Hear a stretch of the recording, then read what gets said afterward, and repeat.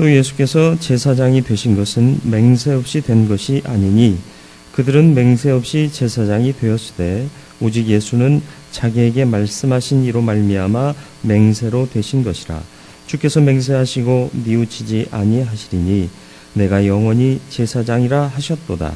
이와 같이 예수는 더 좋은 언약의 보증이 되셨느니라. 제사장 된 그들의 수요가 많은 것은 죽음으로 말미암아 항상 잊지 못함이로되 예수는 영원히 계심으로 그 제사장 직분도 갈리지 아니하느니라.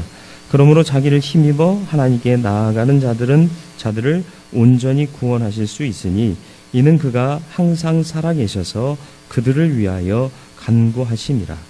이러한 대제사장은 우리에게 합당하니 거룩하고 악이 없고 더러움이 없고 죄인에게서 떠나 계시고 하늘보다 높이 되신이라. 그는 저 대제사장들이 먼저 자기 죄를 위하고 다음에 백성의 죄를 위하여 날마다 제사 드리는 것과 같이 할 필요가 없으니 이는 그가 단번에 자기를 드려 이루셨습니다. 율법은 약점을 가진 사람들을 제사장으로 세웠거니와 율법 후에 하신 맹세의 말씀은 영원히 온전하게 되신 아들을 세우셨느니라. 아멘. 기도하겠습니다. 주여, 말씀 듣겠습니다. 귀를 여시고 우리의 영혼을 열어주시어서 주의 은총이 임하게 하시며 주의 뜻대로 세상을 옳게 분별하며 예수를 의지하고 살아가기에 부족함 없는 성도의 삶을 살도록 이 시간 우리 모두를 말씀으로 권면하여 주옵소서. 전하는 자나 듣는 자나 한 가지로 주신 말씀에 귀 기울이게 하옵소서. 예수님의 이름으로 기도드리옵나이다. 아멘. 히브리서는 핍박의 상황 속에서 기록된 서신이다 말씀드린 적이 있습니다. 핍박이 계속되고 핍박 가운데 조롱하는 자들도 생겨나고 그러다 보니까 내가 예수를 믿어서 유익한 게 뭐지? 도대체 예수를 믿어야 할 이유가 뭐지? 내가 왜 이런 믿음을 굳이 붙잡고 있어야 하지? 하고 스스로 정체성에 혼란을 가져오면서 예수의 신앙이 약화되는 사람들이 많아졌다. 그랬기 때문에 히브리서 기자는 예수님 한 분이면 충분하다. 그분이 확실한 구원의 주님이시다. 이걸 강조하기 위해서 멜기세덱과 비교하면서 멜기세덱의 반차를 따른 하나님의 큰 제사장이 예수시다. 이렇게 계속해서 설명하고 있습니다. 이스라엘 사회에서 제사장의 위치는 엄청난 겁니다. 왜냐하면 신중심의 사회 아닙니까? 이스라엘 공동체 자체가 여호와 하나님을 믿는 그 신앙 공동체로서 국가가 되었고 민족이 되었는데 그들에게 있어서 하나님께 제사를 통하여 인간의 죄를 속하고 하나님께 나아갈 수 있는 길을 열어주는 제사장의 역할이란 상당한 것이다. 그래서 제사장은 항상 존경의 대상이었고 우월한 존재로 유대인들에게는 인식되어 있었습니다. 그런데 예수님을 그 제사장들과 비교해서 그들보다 더 탁월하신 대제사장이시고 하나님이 맹세로 세우신 분이다. 그리고 당신을 스스로 드려 제물 삼으셨고 그래서 완전한 제사를 드리셨고 또 영원히 살아계셔서 우리를 위해 간구하고 계시다. 그러니 이 예수님 한 분이면 되지 않겠느냐? 이분만 믿고 살면 우리 이길 수 있지 않겠느냐? 이것을 말씀하고 있는 겁니다. 오늘 읽은 말씀에서 세 가지로 예수께서 우리의 대제사장 되심을 설명하고 있는데 첫 번째는 20절로 22절에 예수 그리스도는 하나님의 맹세로 제사장이 되셨다. 이렇게 기록하고 있습니다. 하나님의 맹세로 제사장이 되신 예수 그리스도. 이게 첫 번째 대지입니다. 레위 계통의 제사장들은 맹세 없이 율법을 따라 제사장이 되었다라고 설명하고 있습니다. 다시 말하면 율법을 제정하신 후에 그 율법에 준해서 아론의 자손들이 세습하여 제사장직을 감당했다라는 것입니다. 여기서 맹세라는 말은 시편 110편 4절 말씀을 인용한 것인데요. 여호와는 맹세하고 변하지 아니하시리라. 하나님이 한번 맹세하신 것은 불변이다, 불변의 가치다. 맹세라는 말 자체에는 변함없다라는 의미가 담겨져 있다. 이르시기를 너는 멜기세덱의 서열을 따라 영원한 제사장이라 하셨도다. 구원의 주님께 대하여는 멜기세덱의 서열을 따르고 있다. 멜기세덱과 같이 내가 여긴다. 이렇게 이미 말씀하셨다라는 얘기입니다.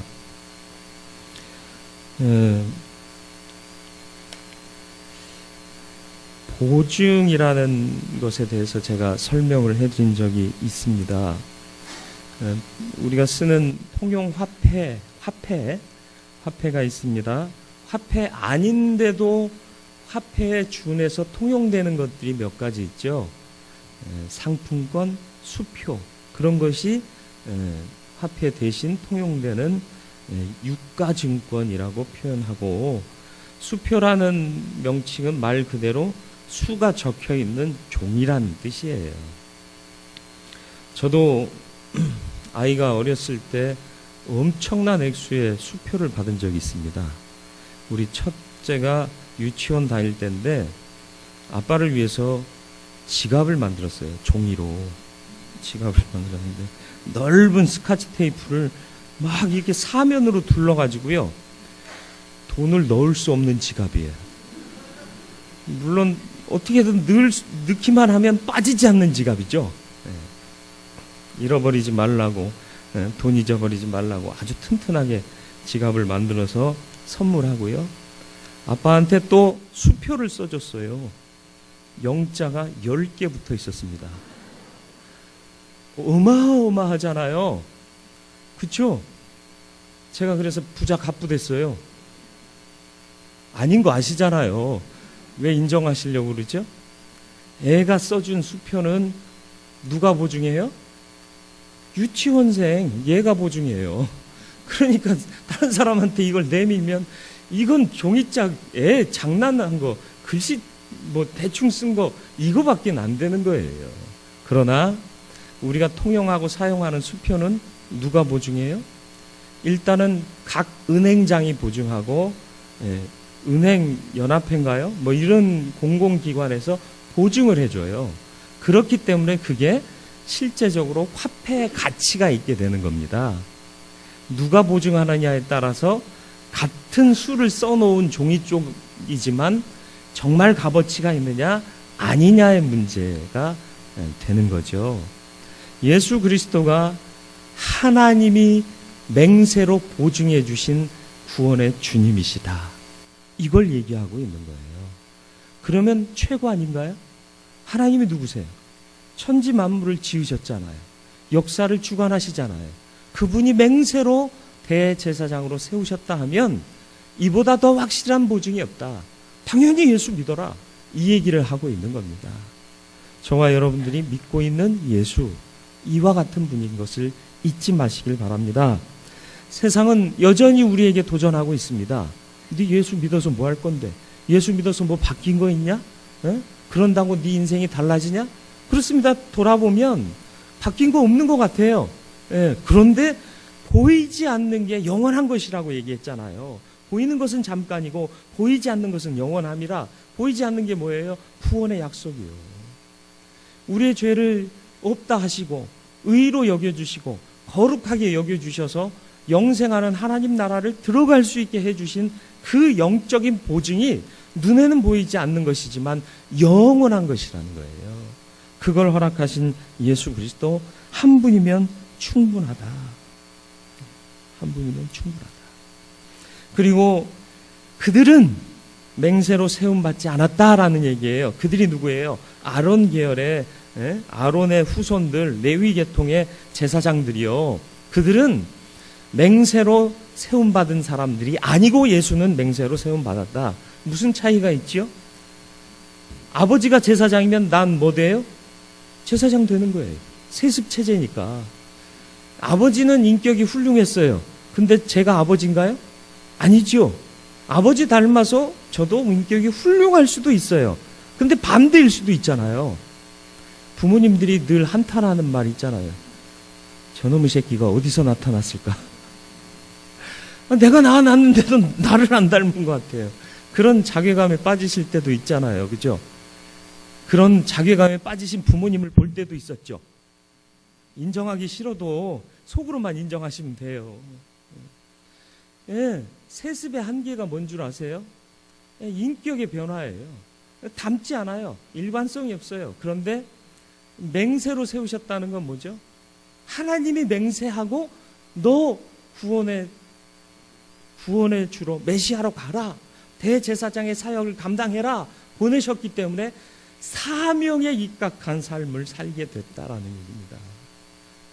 세습된 제사장은요, 뭐 내가 제사장 되고 싶어 됐간? 아버지가 제사장이니까 나도 됐고 내 새끼도 제사장 될 건데, 이런 생각 가질 수 있다는 거예요. 사명이 불분명하다는 거예요. 그런데 예수님은 다르다. 왜? 하나님이 맹세하셔서 보냈기 때문에 철저한 사명감에 의해 그 사명을 감당하시는 제사장, 참 제사장이 되실 수 있다라는 거예요. 정말 그랬지 않습니까? 예수께서 인간의 몸을 입고 오셔서 아픔, 고통, 괴로움, 외로움, 서러움 다 느끼실 수 있었잖아요.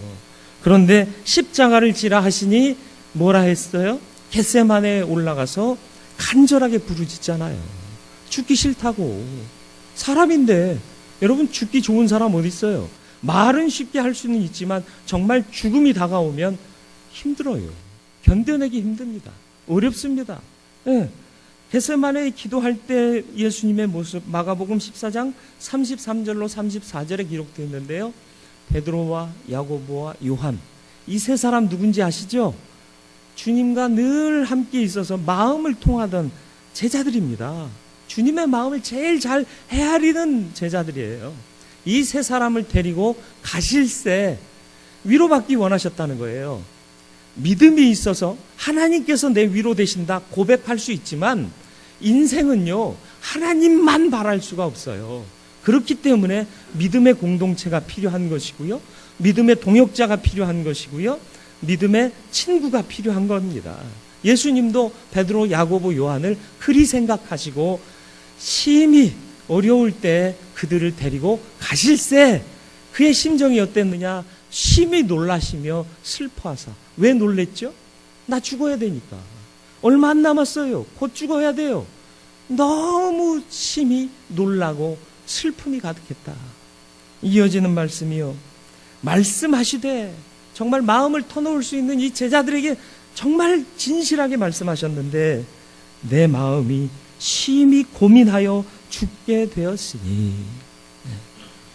죽게 되어서 심히 고민하고 있다. 심히 고민하며 죽게 되었다. 이런 표현 아닙니까? 너희는 여기 머물러 깨어있으라. 왜?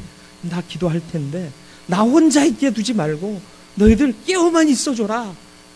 이런 부탁을 하시잖아요. 얼마나 간절합니까? 얼마나 고통스러웠으면, 이기 힘들었으면 이 인간 제자들 3명에게 이것을 요청하셨겠느냐는 거예요. 그럼에도 불구하고 십자가를 지실 수밖에 없었던 이유가 뭐죠? 내 임의로 이 일을 하는 게 아니라 하나님께서 맹세하고 나를 파송하셨기 때문에, 그 사명감 때문에 하는 거예요. 기도의 절정이 뭐였죠?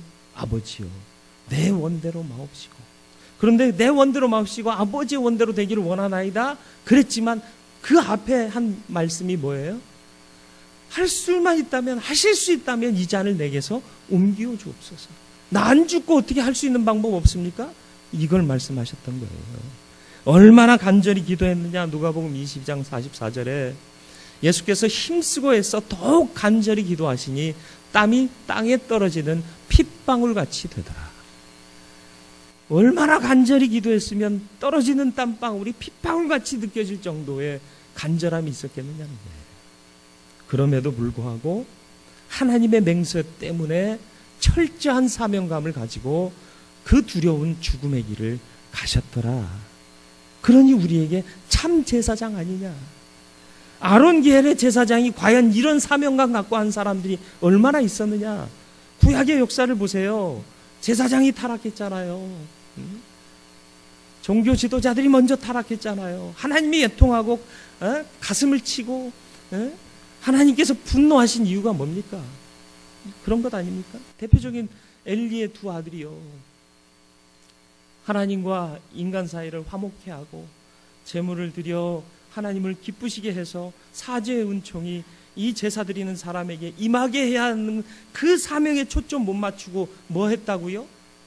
고깃가마에서 먼저 좋은 고기를 꺼내서 자기들이 취하고, 제사에는 관심 없고 제밥에만 관심 있었다는 얘기 아닙니까? 왜 그래요? 사명감이 없으니까. 그냥 된 거니까.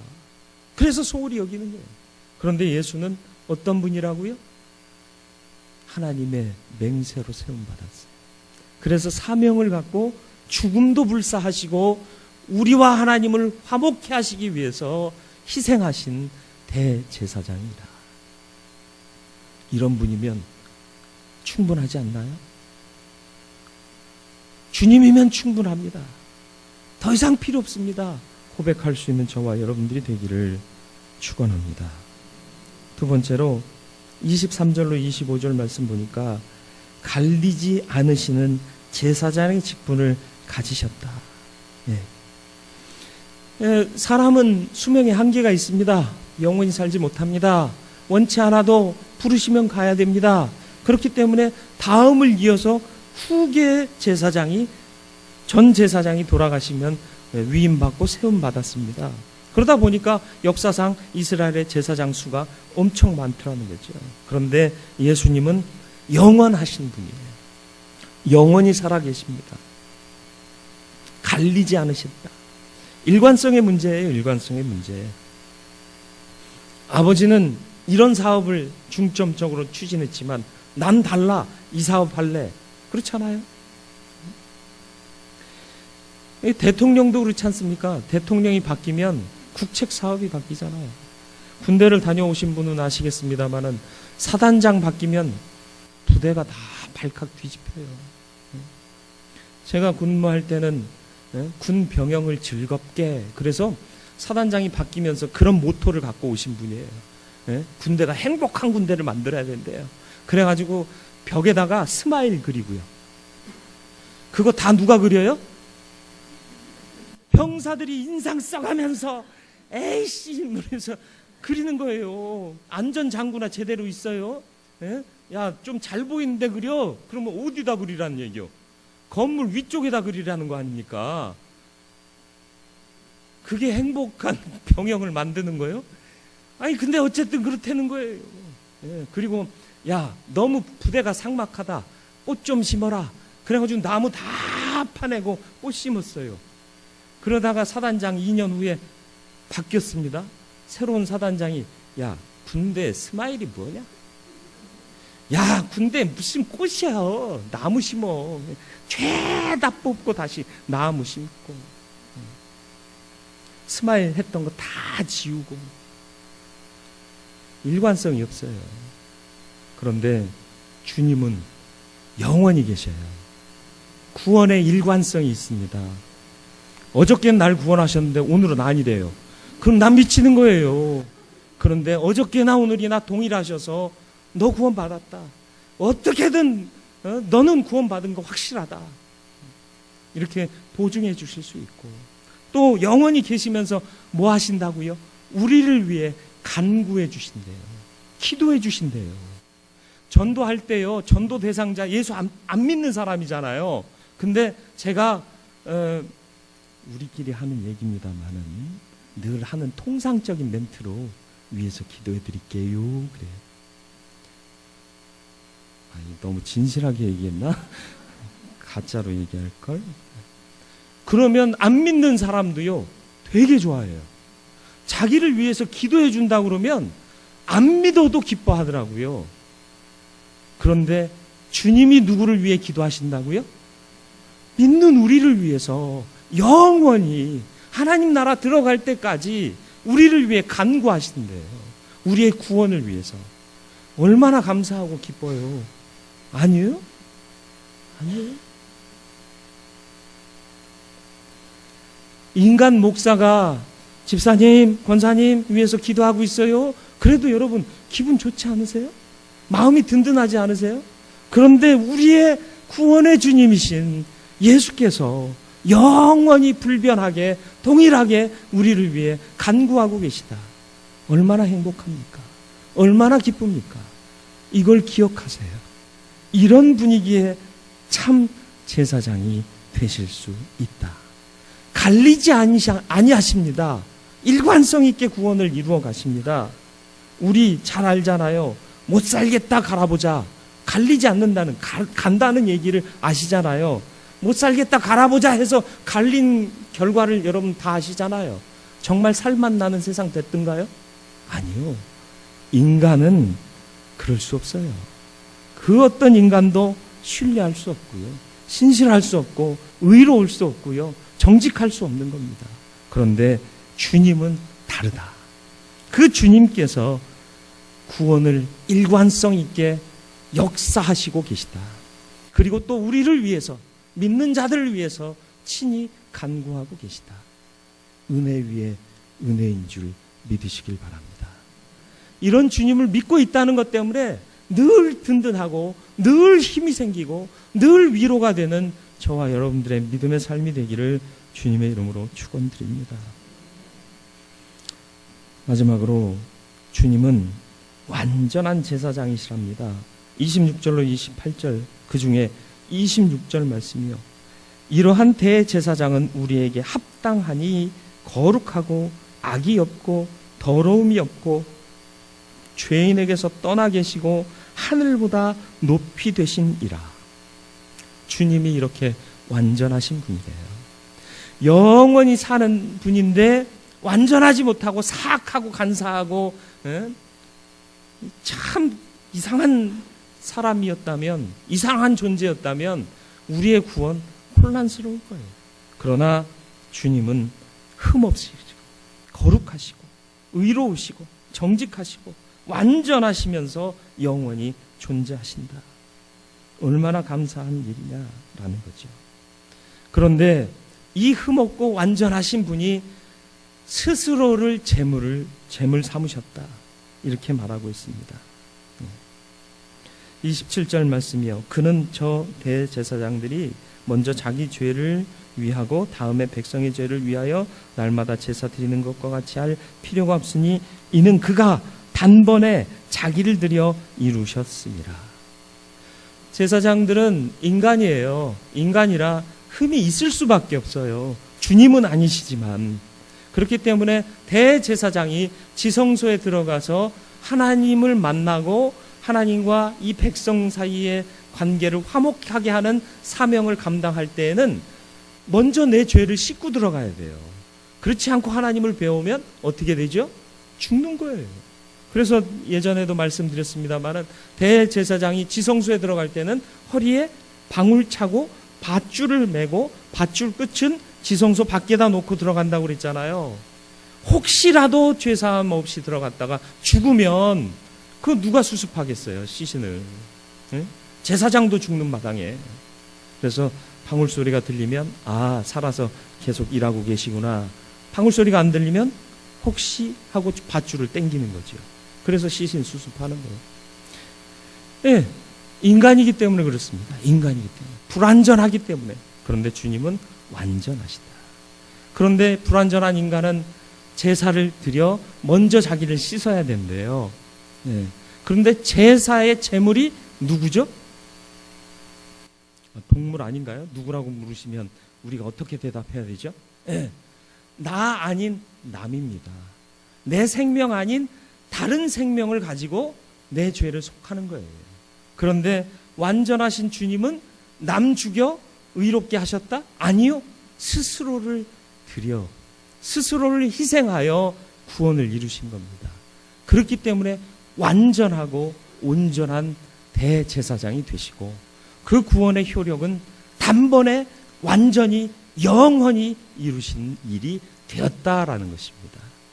그 은혜와 그 구원을 맛본 우리들, 받은 우리들 감사하고 어떤 상황 환경 가운데서도 주님을 믿고 의지하는 삶을 포기해서는 안 된다.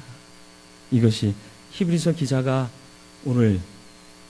오늘을 사는 저와 여러분들에게 던져주는 확실하고 강력한 메시지인 것을 잊지 마시길 바랍니다. 예수 그리스도는 하나님의 맹세로 세움받은 제사장이십니다.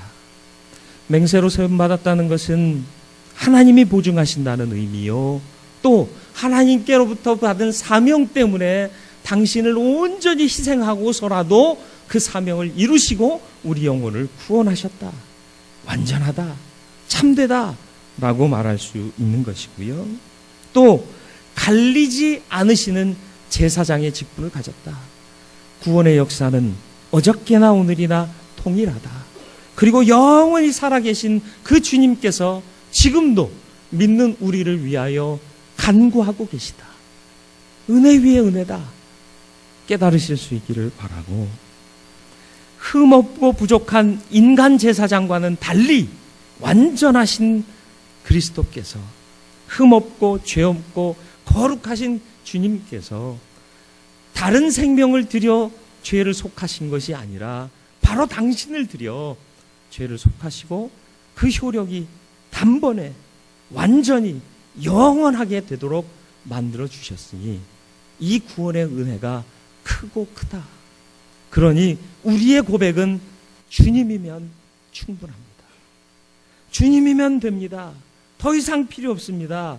이런 고백이 나와야 할 줄로 믿습니다. 주님 한 분만으로 만족하고 그 구원을 이루신 그 은혜를 잊지 않고 살아갈 수 있는 저와 여러분들의 삶이 되기를 주님의 이름으로 축원을 드립니다. 거룩하고 자비로우신 아버지 하나님, 우리 인생은 연약하고 부족합니다. 그러나 잊지 말고 살게 하여 주옵소서. 하나님 살아계시고 그 살아계신 하나님께서 우리를 온전케 하실 것을 확신케 하여 주옵소서. 예수 그리스도를 대제사장 삼으셔서 이 일을 이루셨사오니 예수 한 분만으로 만족하는 믿음의 길을 걷게 하여 주시옵소서. 지금도 영원히 살아계신 주님께서는 믿는 자 한 사람 한 사람을 위하여 간구하고 계심을 믿사오니 주여, 이 믿음 안에서 우리가 기뻐하고 즐거워하게 하여 주시옵고, 이 은혜를 늘 고백하며 주와 함께 이 인생길 걸어가게 하시고 예비하신 천국의 기쁨으로 들어갈 수 있는 우리 모두가 되도록 축복하여 주시옵소서. 은혜로 같이 하시기를 예수 그리스도의 이름으로 축복하며 기도드리옵나이다. 아멘.